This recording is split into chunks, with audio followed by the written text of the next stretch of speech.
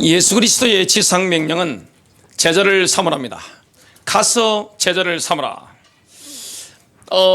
우리가 제자를 삼을 때 성령의 역사가 일어납니다. 세상 끝날까지 너희와 항상 함께 있으리라 말씀했습니다. 제자 삼는 사람에게 성령의 역사하시기 때문에 놀라운 변화가 일어납니다. 나도 변화되고 상대방도 변화되고 이런 일들이 일어나게 됩니다. 제자 삼는 자에게 주님이 함께 하시는 것을 경험하게 됩니다. 하나님이 함께 계시는구나. 그것을 우리가 경험하게 되는 겁니다. 제자를 삼으라. 첫 번째입니다. 다른 사람들을 예수의 제자로 만들기 위해서는 먼저 우리가 예수의 제자라야 합니다. 제자를 삼기 위해서는 내가 예수의 제자가 되면 되는 겁니다. 제가 청소년 사역을 좀 오래 했습니다. 청소년들 사역해 보면요, 별 희한한 일을 많이 경험하게 됩니다. 어떤 아이들은 정말 성실합니다. 아침에 9시 중고등부 예배를 드리면 일찍 와가지고 오후에 학교에 공부하러 가야 되니까 교복을 입고 나타나서 무릎 꿇고 막 기도하는 그런 아이들도 있습니다. 참 귀하죠? 설교할 때 보면 제 설교를 그냥 다 영으로 받아버리는 겁니다. 그래서 하나님이 응답을 하시는데 가정 형편이 그렇게 안 좋은데도 부모님이 좀 형편이 그렇게 안 좋고 정신적으로 온전치 못한 부모 중에 한 분도 계시는데 얼마나 마음이 아파요? 근데 뭐 학원 갈 돈도 없고 오직 학교 공부만 했는데 그렇게 성적이 잘 나오는 거예요. 그 제가 물어봤습니다. 얘야, 어떻게 그렇게 공부에 집중이 잘 되니 물어봤습니다. 저한테 노하우를 이야기를 해주는 거예요. 수업을 하고 쉬는 시간 있잖아요. 그러면 그 쉬는 시간에 정시 기도를 막 한다는 거예요. 그러면 기도 딱 하고 수학 시간이다. 그러면 수학 선생님의 그 강의가 제 설교처럼 들린대요. 그러니까 어떻게 되느냐, 설교 받아 먹듯이 그냥 수학을 그냥 통째로 받아버리는 거예요. 영어 시간 때도 그렇게 하고 국어 시간도 그렇게 하고. 그러니까 점수 나온 거 보니까 그냥 넘사벽이죠. 다른 학생들이 볼 때는 뭐 도저히 따라갈 수 없는 수준의 그 경지에 팍 올라가는 걸 제가 본 적이 있는데, 제가 청소년 사역을 하거나 목회를 하거나 가정의 사역을 할 때 제가 하는 게 있습니다. 은혜 받으라, 똑바로 해라, 이렇게 하는 것보다 제가 먼저 하는 게 뭘까요? 제가 은혜 받습니다. 제가 부교육자 할 때도 항상 어디 앉았느냐, 제일 앞자리 여기에 딱 앉아서 담임 목사님 설교하시면 그냥 받아버리는 겁니다. 그리고 받아 적기도 하고, 딱 설교 마치면 그 메시지를 그냥 육성으로 하시든 판서를 하시든 그냥 거의 통째로 다 외워버리는 거예요. 그래서 그거 하라면 그대로 그냥 할 정도로 그 제가 옛날에 설교한 걸 보니까 저는 앉아서 들었는데 듣고 이렇게 했는데 제 설교를 듣고 깜짝 놀란 게 뭐냐면 그 메신저나 제가 받아서 설교한 전화 똑같이 설교하는 걸 봤습니다. 깜짝 놀랐습니다. 그 정도로 이게 제가 깊이 이렇게 했단 말이죠. 은혜 받으니까 어떻게 되느냐, 가정이 변하는 거예요. 은혜 받으니까 목회 현장이 바뀌는 거예요. 내가 은혜 받으니까 삶의 현장이 역사가 일어나는 거예요. 제가 주님께 순종하니까 변사모도 제게 순종하더라고요. 요즘 어찌나 순종 잘하든지. 제가 깜짝 놀랐습니다. 결혼하고 나서 얼마나 갈등이 많았겠어요. 저는 종달씨입니다. 새벽에 일어나가지고 한국이든 뭐 미국이든 일본이든 독일 가든 뭐 어느 나라를 가든지 새벽에 일어나가지고 혼자 막 돌아다닙니다. 총기 위험만 없다면. 제 아내는 부흥입니다. 밤 10시, 11시가 되면 눈에 갑자기 광채가 나면서 새벽 1시가 되면 그냥 눈에 그냥 초자연적인 빛이 떠옵니다. 저는 그때 자는 겁니다. 모든 게 다 반대잖아요. 그러니까 삶의 배경 모든 게 다 달랐어요. 저는 경상도 꼰대입니다. 장남교육을 철저하게 완전 스파르타식으로 무릎 꿇고 하루 3시간씩 받았어요. 변사모는 서울 사람이고 여초 사이에서 완전히 그 처가에 보니까 목외 사이에요. 저는 우리 집은 완전 북외 사이인데 또 막내입니다. 저는 장남이고 이 만나보니까 뭐 맞는 게 아무것도 없는 거예요. 근데 은혜 받으니까 제 아내가 제게 순종하는 거예요. 야, 은혜는 바꿔볼 일이네 이 생각을 했습니다. 그리고 자녀들도 너무 순종하는 거예요. 왜냐, 제가 주님께 순종하니까. 성도님들도 제가 젊고 이렇게 여러 가지 부족한 게 많은데도 불구하고 도와주시고 순종하는 걸 제가 보면서 정말 감사하죠. 목회하는 데 어려움이 없어요. 가정생활에 어려움이 없어요. 우리가 제자를 삼기 위해서는 뭡니까? 내가 제자가 되어야 되는 겁니다. 누구의 제자입니까? 예수의 제자. 예수의 제자는 만물의 창조주이신 예수님을 스승으로 모신 사람들입니다. 우리 인간의 구원자이신 예수님을 스승으로 모신 사람이 누굽니까? 바로 예수의 제자입니다. 그 예수님이 어떤 분인지 골로새서 1장 15절부터 17절은 이렇게 말씀합니다. 그분은 보이지 않는 하나님의 보이는 형상입니다. 지금 제가 주이신 뉴 테스트먼트로 읽고 있습니다. 그분은 모든 피조물 위에 계신 가장 뛰어나신 분입니다. 만물이 그분과 연결되어 창조되었으므로 하늘에 있는 것들과 땅에 있는 것들과 보이는 것들과 보이지 않는 것들과 왕권들이나 주권들이나 통치자들이나 권세들이나 그 모든 것이 그분을 통해 창조되었고 그분을 위해 창조되었습니다. 그분은 만물보다 먼저 계셨고 만물을 유지하고 계십니다. 예수 그리스도께서는 우리의 스승이신데 만물보다 먼저 계셨고 그의 말씀으로 우주 만물을 유지하고 계신 거예요. 모든 은하계를 별들을 붙잡고 유지하고 계신 분이 누구십니까? 주님이십니다. 이 지구에 일어난 모든 해류들 그리고 위의 모든 공기들 저와 여러분의 인생들을 완벽하게 이끌어 가시는 분이 누구십니까? 주님이십니다. 하나님이 우리 인생을 섭리하시잖아요. 저와 여러분 인생을 완벽하게 섭리해 가시잖아요. 하나님이 선한 목자가 되셔서 주님이 교회를 이끌어 가시잖아요. 교회에도 봄, 여름, 가을, 겨울이 있습니다. 시대에도 봄, 여름, 가을, 겨울이 있습니다. 저와 여러분 인생에도 봄, 여름, 가을, 겨울이 있습니다. 이 모든 것들을 조화롭게 인도하시는 분이 누구십니까? 내 인생을 붙잡고 계신 분, 그분이 바로 예수 그리스도입니다. 그 예수께서 나의 스승이 되시는 겁니다. 그래서 예수의 제자가 됐다는 것은 일거수일투족을 누구에게 가르침을 받는 겁니까? 예수님에게 가르침을 받는 거예요. 하나님 이때는 어떻게 됩니까? 공부할 때 이때는 어떻게 되죠? 사업할 때 이때는 어떻게 되죠? 뭔가 선택할 때 주님 이때는 어떻게 되죠? 직장 생활할 때 이때는 어떻게 되죠? 늘 질문하면서 예수님이 주시는 가르침을 따라가는 사람. 예수의 제자는 예수와 함께하는 사람이에요. 우주 만물을 말씀으로 유지하고 계시는 그분이 나와 함께 계시는 거예요. 주님이 우주에 충만하시잖아요.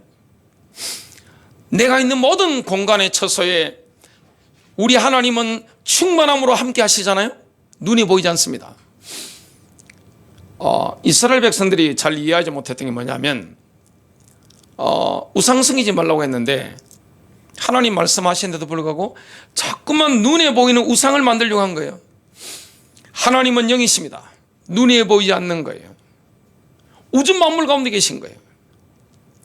우리가 만일에 우주선을 타고 달나라를 가더라도 그 안에 계신 거예요. 직장 안에 충만하신 거예요. 사업장 안에 충만하신 거예요. 학교 현장에 충만하신 거예요. 저와 여러분 가정사에 충만하신 거예요.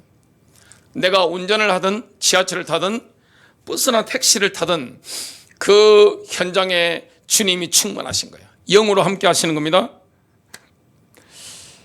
요한복음 14장 16절, 내가 아버지께 구하겠으니 그가 또 다른 보혜사를 너희에게 주사 영원토록 너희와 함께 있게 하리니. 그러나 세상은 진리의 영을 받지 못합니다. 왜냐? 21세기는요 눈에 보이지 않는 것을 인정하지 않습니다. 하나님은 눈에 보이지 않습니다. 하나님은 영이세요. 영으로 우리와 함께 하시는 거예요. 내가 어떤 현장에 있든지, 내가 어떤 고민이 있든지 주님은 함께 하시는 거예요. 그분과 어떻게 내가 함께 합니까? 주님은 내적으로 우리 안에 충만하신 분이죠. 그래서 침묵 가운데 나와 함께 대화 나누시는 분이죠. 나와 함께 하시는 분이, 그 주님이 나에게 말씀하시는데 가장 강력한 매개체가 뭡니까? 이 진리의 말씀입니다. 기록된 말씀. 우리가 하나님의 뜻을 정확하게 언제 분별합니까?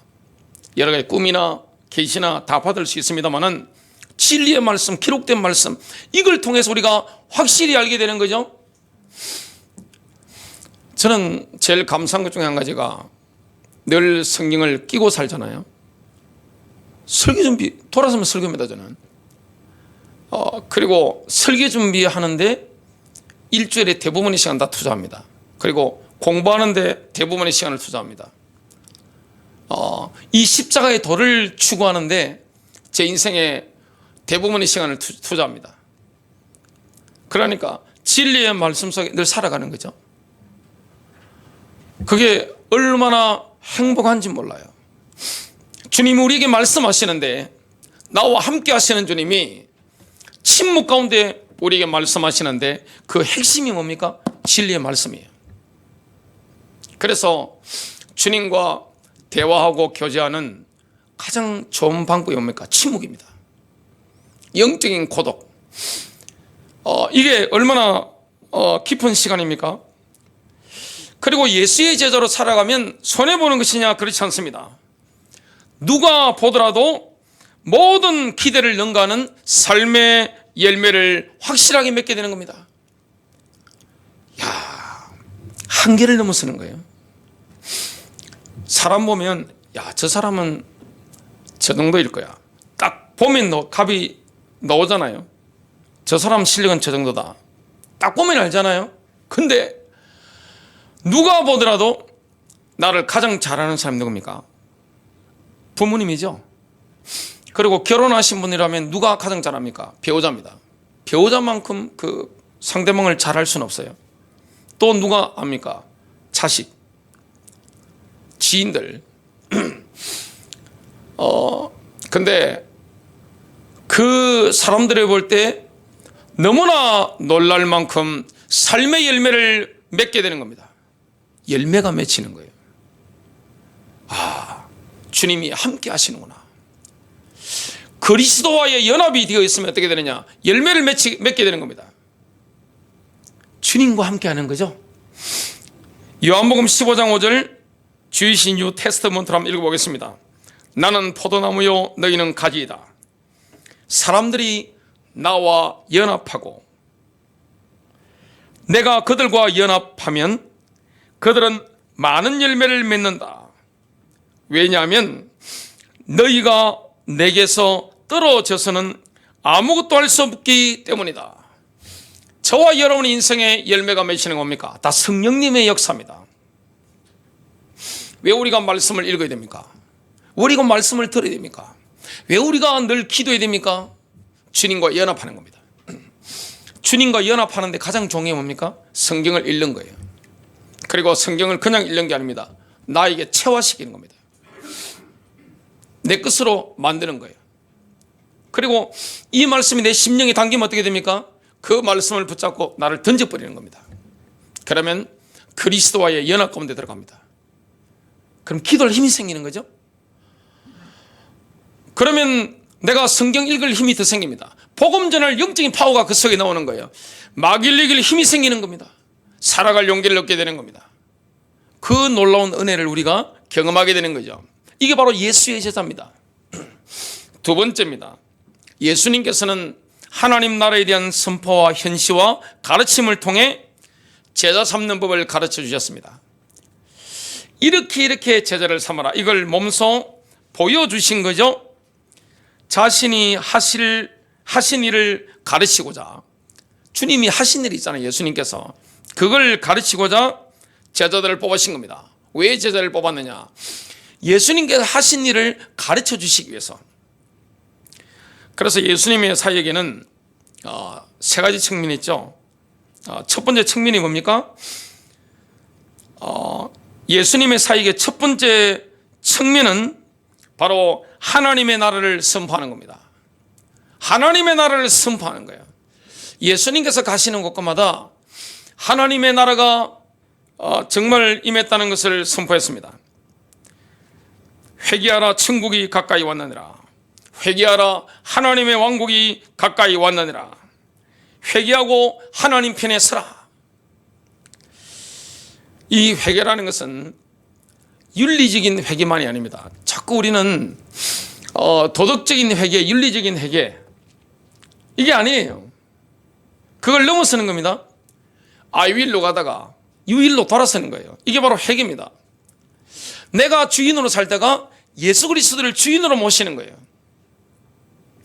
자기 만족을 추구하다가 예수님이 나의 왕이 되심을 고백하고 그 길을 따라가는 겁니다. 그러면 자기 만족을 추구할 때보다 훨씬 평안함이 있습니다. 내 안에 샬롬이 있기 때문에 가정에 샬롬이 있습니다. 그리고 교회 안에 샬롬이 있고, 직장 안에, 사업장 안에, 학교 안에 샬롬이 있습니다. 모든 인간관계 속에 샬롬이 있는 겁니다. 내가 안 편하면요, 모든 게 힘들어요. 그죠? 안 그래요? 내 심령이 편해보세요. 웬만한 건 넘어갑니다. 그런데 내 심령이 불편해보세요. 우리가 예수 그리스도를 나의 주인으로 모시고 그분을 따라가면 어떻게 됩니까? 평안이 넘치는 거예요.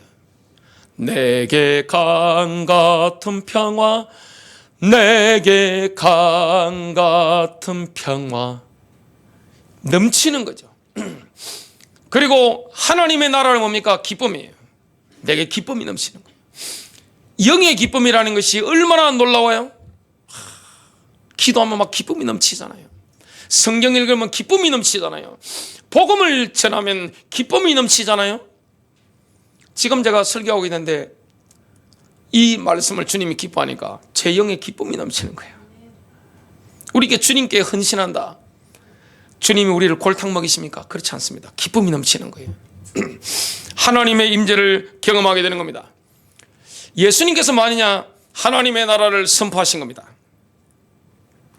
예수님 사역의 두 번째 측면은 하나님의 나라가 도래했음을 공개적으로 드러내는 겁니다. 이걸 보고 현시라는 단어를 쓰는데, 하나님 나라가 임했다는 것을 뭐합니까? 공개적으로 오픈하는 겁니다. 마태복음 9장 35절, 예수께서 모든 도시와 마을에 두루 다니사 그들의 해당에서 가르치시며 천국 복음을 전파하시며 모든 병과 모든 약한 것을 고치시더라. 하나님 나라가 도래했다. 그걸 뭘 통해 보여주셨습니까? 치유 사역입니다. 축사 사역이에요. 예수님의 사역의 72.5%가 뭡니까? 치유와 축사입니다. 이 치유와 축사는 함께 가는 거예요. 그래서 예수님이 가시는 곳마다 치유가 일어났고 귀신들이 쫓김을 당하는 이런 일이 막 일어났습니다. 우리가 의사의 도움도 받아야 되죠.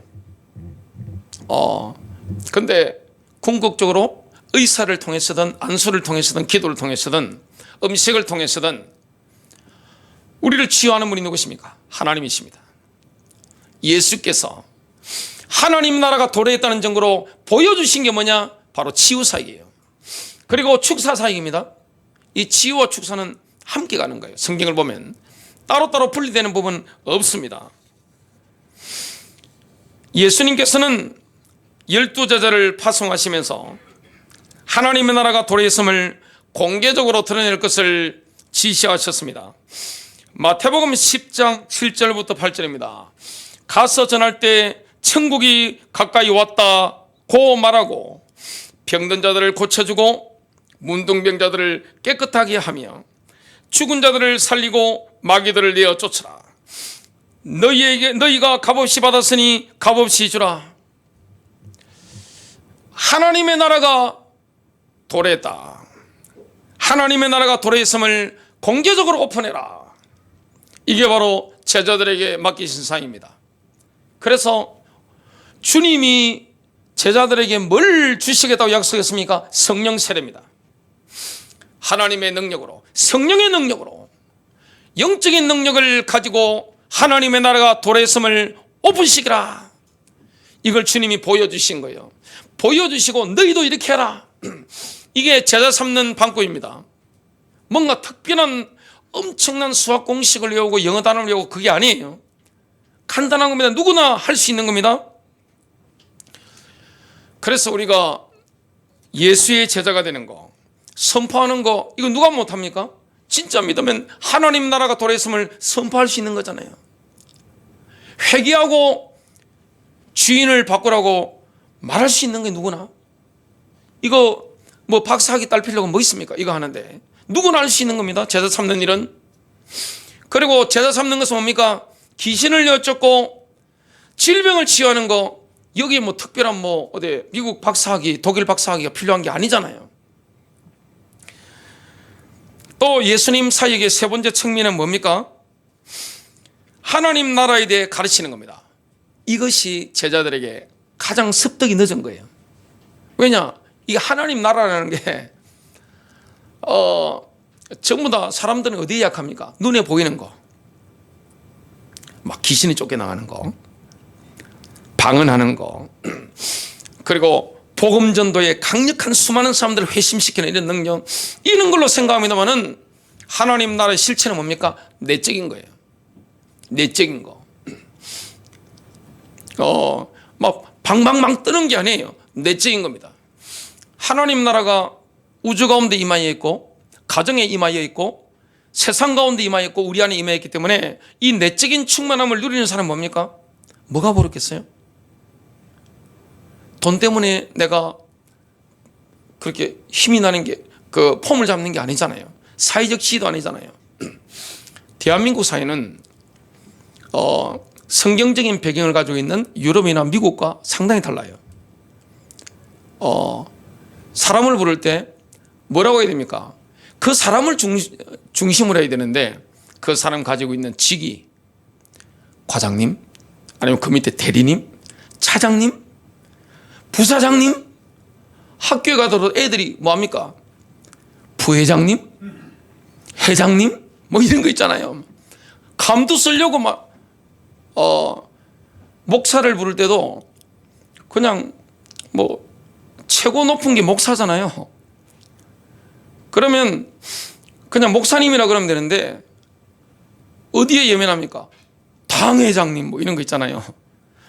당의 회의할 때 장일 뿐이에요. 그거는 공식적인 게 아니에요. 그리고 노회장님, 목사님들이 모여가지고 노회하는 그게 회의 진행자일 뿐이거든요.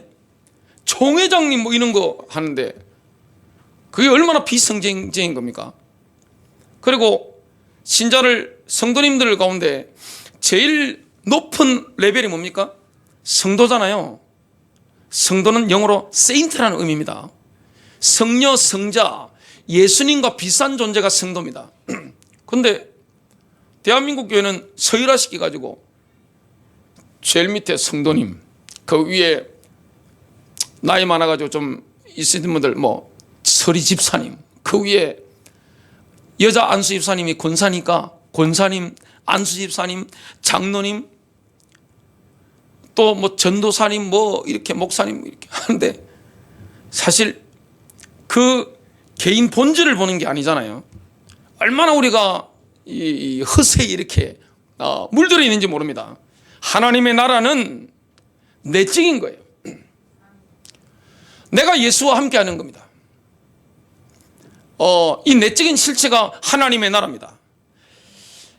하나님의 나라, 이 하나님의 성품과 인간 세계에서의 하나님의 통치의 본질에 대해서 가르치는 거, 이걸 예수님께서 12제자에게 보여주셨고 우리에게도 가르쳐 주시는 겁니다.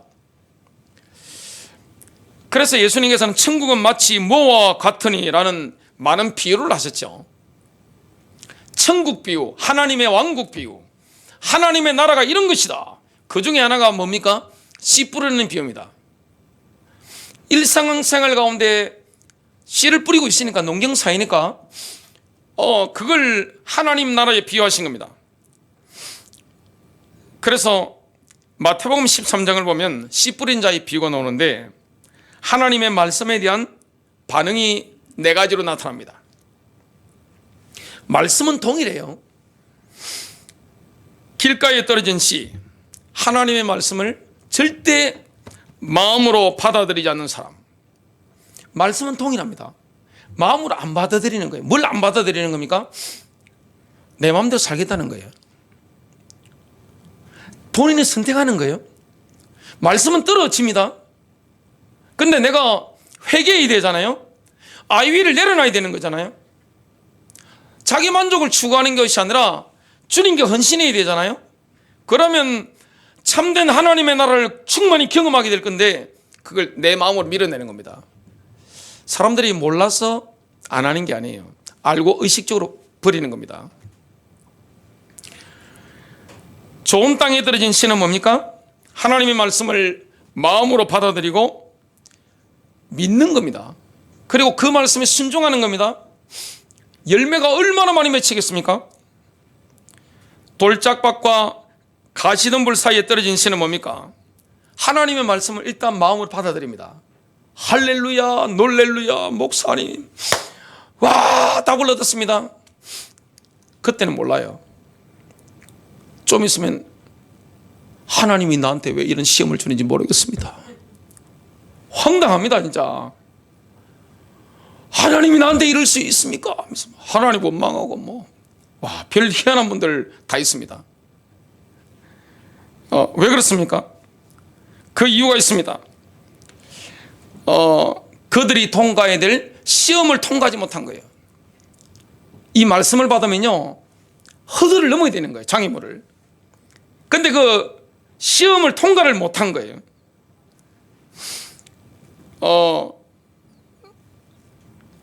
돌이 많은 장소에 떨어진 씨를 한번 보겠습니다. 마태복음 13장 20절부터 21절. 돌밭에 뿌려졌다는 것은 말씀을 듣고 즉시 기쁨으로 받되 그 속에 뿌리가 없어 잠시만 견디다가 말씀으로 말미암아 환난이나 박해가 일어날 때는 곧 넘어지는 자요. 또 이 세상의 염려, 재물에 대한 이 유혹, 여기 속아버리면 어떻게 되느냐? 말씀의 열매를 맺을 수가 없는 겁니다. 그래서 하나님의 말씀을 우리가 마음으로 받을 수 있잖아요. 그 말씀의 기운을 가장 강력하게 죽이는 게 뭡니까? 세상 염려입니다. 그래서 세상 염려에 사로잡혀 버리면 설교 아무리 들어도 안 됩니다. 그리고 성경 아무리 읽고 암송해도 안 되는 거예요. 그리고 재물의 유혹에 내가 확 헷가닥 해버리면 다 필요 없는 겁니다. 말씀의 역사가 일어날 수가 없는 거죠. 중요한 건 뭡니까? 내가 의지적으로 선택한 거예요. 마태복음 13장 22절. 가시떨기에 뿌려졌다는 것은 말씀을 들으나 세상의 염려와 재물의 유혹에 말씀이 막혀 결실하지 못하는 자요. 예수님께서는 제자들에게 자신과 같은 방식으로 가르칠 것을 기대하셨습니다. 본인이 하신 것을 보고 제자들도 그대로 그 방법 그대로 가르치기를 원하는 겁니다. 뭡니까? 일상생활 가운데서 경험하는 거 있죠? 내가 일상 가운데 경험하는 이런 것들을 통해서 하나님 나라가 뭔지 가르치는 겁니다. 그래서 제자는 어디서 가르침에 이런 것을 얻습니까? 나의 경험이에요. 내 삶의 경험, 가정에서 경험, 또 직장 생활의 경험, 학교 생활의 경험, 사업체에서 거래처와의 만남 속에서 일어나는 그런 경험들 속에서 뭔지, 그리고 뉴스를 보면서 그런 경험 속에서 모든 것은 관점이잖아요. 내가 어떻게 보느냐, 그걸 어떻게 해석하느냐. 그래서 제자는 뭐가 다릅니까? 관점이 다릅니다. 프레임이 다른 거예요. 그걸 하나님 나라 관점으로 뭡니까? 풀어서 하나님의 나라가 뭔지 가르치게 되는 겁니다. 마태복음 13장의 천국 비유를 마치신 후에 예수님께서는 제자들에게 가르치는 법에 대한 일반 지침 하나를 내려주셨죠. 마태복음 13장 52절, 천국에 관한 교훈을 받은 모든 서기관들은 마치 자기 보물 창고에서 새 것들과 옛 것들을 꺼내오는 집주인과 같으니라. 여러분, 한 집에서 오래 살면 어떻게 되죠? 혹시 짐이 줄어드는 집이 혹시 있었습니까? 한번 손 한번 들어보십시오. 저는 이사를 굉장히 많이 해봤거든요. 한 집에 오래 살면 세월이 가서 짐이 줄어듭니까? 늘어납니까? 어떨까요? 짐이 늘어나죠? 사람이 나이 들면 살이 늘어나는 것처럼 어떻게 세간이 그렇게 늘어나는지 이사할 때 보면요, 버릴 게 잔뜩 있습니다. 어떻게 그렇게 버릴 게 많은지, 살 때는 이것도 필요하고 저것도 필요할 것 같아서 이것저것 다 이렇게 넣어놨는데 이사 갈 때 한번 해보세요. 몇 년 만에, 1년 만에, 몇 년 만에 이사 갈 때 보면, 야, 웬만한 건 다 쓰레기입니다. 다 부질없는 거, 쓸데없는 거. 내가 헛짓거리 참 많이 했네, 이 생각이 들 때가 있죠. 근데 우리가 하나님 나라, 이걸 설명할 때 뭐 하는 겁니까? 내가 경험한 거, 우리 집에 있는 세간들처럼 내가 경험한 거, 그걸 포인트로 잡고 뭘 설명하는 겁니까? 하나님 나라를 설명하는 거예요. 예수님께서 이 땅에 오셨을 때 보신의 전문 직종이 뭐였습니까? 목수시죠.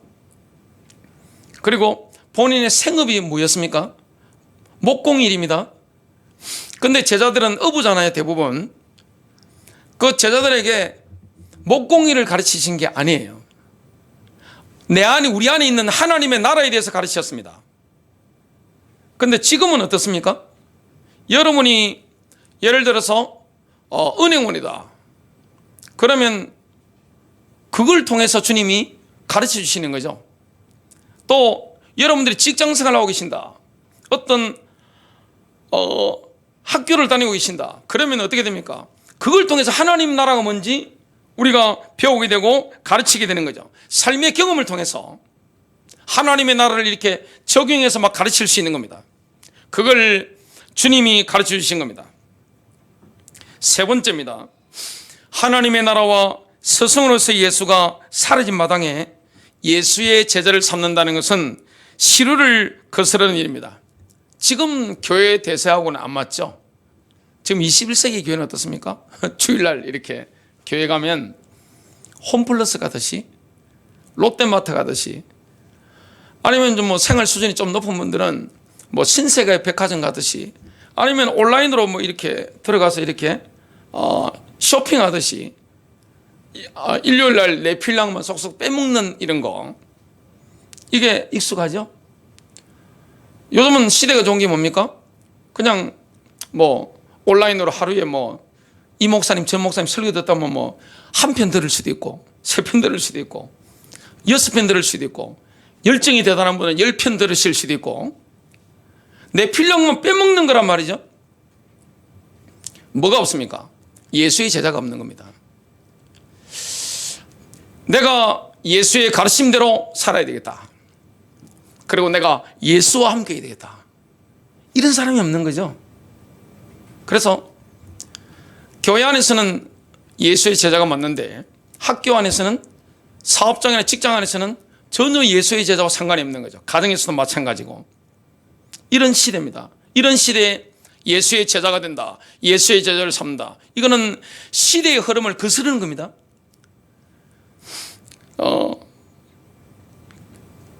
지금 보면 교회에 대해서 많은 분들이 문제의식을 가지고 있습니다. 교회의 도덕적인 실패, 목회자의 도덕적인 실패, 그리고 대한민국의 파워 엘리트 가운데 대부분이 교회 다닙니다. 그분들 서울 강남의 교회들 대부분 다 인맥으로, 혼맥으로 다 엮여 있습니다. 그분들의 도덕적인 실패, 목회자의 도덕적인 실패, 재정적인 비리, 이런 게 앞으로 언론이 엄청 나오게 되죠. 그래서 바르게 살아야 됩니다 하면서 막 교회를 개혁해야 됩니다 막 하죠. 앞으로 그런 게 더 많이 일어나겠죠. 그리고 사람들이 문제의식을 삼은 게 뭡니까? 아니, 교회 다니는 사람 신자라고 하는데 세상 사람과 다를 게 전혀 없단 말이죠. 똑같단 말이죠. 너무 흡사한 거예요. 이게 문제는 맞습니다만은 문제의 본질은 그게 아니에요. 뭐가 문제의 본질입니까? 정말 하나님의 나라와 스승으로서의 예수가 사라져버린 겁니다. 그냥 교회 설교는 설교대로 듣고 교리적인 이해는 믿었다고 하니까 그냥 믿어주고, 믿었다고 하고 삶은 내 식대로 막 살아버리는 겁니다. 하나님의 나라가 없는 거예요. 여러분, 하나님의 나라 없이 살면요, 돈은 벌 수 있습니다. 돈은 벌 수 있습니다. 그리고 사회적 지위는 올라갈 수 있습니다. 그런데 주님과의 관계는 끝입니다. 아무리 여러분이 저처럼 목사가 된다 할지라도 주님과의 관계는 끝나버리는 거예요. 파탄나버리는 거예요. 그리고 뭐가 없습니까? 하나님의 나라는 없는 거예요. 하나님의 나라는 뭡니까? 의와 평강과 희락입니다. 우주에 충만하신 이 하나님의 영광을 내가 누리는 거예요. 병원의 현장에 들어가신 우리 사모님도 계시죠? 자, 내일 병원 가서 수술 받습니다. 마취도 하겠죠? 그러면 그 안에서 뭘 누리는 거예요? 예수의 제자는 하나님을 누리는 거예요. 하나님 영광, 하나님 나라 누리는 거예요. 평강과 기쁨을 누리는 거예요. 가정 가운데 하나님 나라 누리는 거예요. 직장 가운데 하나님 나라 누리는 거예요. 이게 없어져 버렸단 말이죠. 본질적인 문제는 교회의 도덕적인 실패가 아니에요. 성적 문제가 아니에요. 그리고 재정 비리가 아니에요. 교회의 본질적인 문제는 신자와 불신자가 너무나 흡사하게 닮았다, 이게 아니에요. 그거는 잘못 짚은 거예요. 뭐가 없는 겁니까? 예수의 제자가 없는 거예요. 하나님의 나라가 사라져버린 거예요. 그리고 예수의 가르침대로 내가 일거수일투족 살아야 되겠다, 그런 제자가 사라져버린 거예요. 그게 본질적인 문제입니다. 가장 큰 문제는 뭡니까? 문제의식이 없는 겁니다. 우리 안에 있는 하나님 나라의 삶을 사는 법을 꾸준히 배우지 못한 겁니다. 교리는 교리고 설교는 설교고 이것과 내 삶은 따로 놀아버리는 겁니다. 여기에 대한 문제의식 자체가 없는 겁니다. 예수의 제자가 없는 거예요. 저 목회하면서요, 정말 일거수일투족을 내가 예수님의 가르침을 받아서 내가 살아야 되겠다, 하나님 나라 누리는 인생 살아야 되겠다, 이런 분, 이렇게 결심하고 사는 사람을 거의 보지 못했습니다. 지금은 그렇게 제가 살고 있고 여러분들 그렇게 살도록 제가 인도하는 입장이잖아요. 그렇게 살아야 되는 겁니다. 손해볼까요? 우리가 결국 누구와 함께 살아야 됩니까? 주님과 함께 살아야죠. 이 땅에서. 그리고 영혼 가운데. 이 땅에서 주님과의 관계가 파탄났는데 결론적으로 이 땅에서 주님과의 관계가 파탄나가지고 교리적인 지식만 가지고 이렇게 내가 지적동의를 해줬다, 천국 가는 문제는 주님의 주권 속에 있는 거니까 그는 주님만 아시는 것입니다만은 과연 이 땅에서 그렇게 사악하고 그렇게 음란스럽고 그렇게 표독스럽고 교회를 다니면서 그렇게 이상한 인격을 가지고 있는 신분들이 자 지적 동의를 해가지고 천국을 들어갔다 칩시다. 거기는 예수의 제자들이 있잖아요. 주님과 함께 영원히 사는 것인데 적응이 될까요, 안 될까요? 과연 적응이 될까요? 선택은 누가 하는 겁니까? 내가 하는 겁니다. 승리하시기를 주님의 이름으로 축복합니다.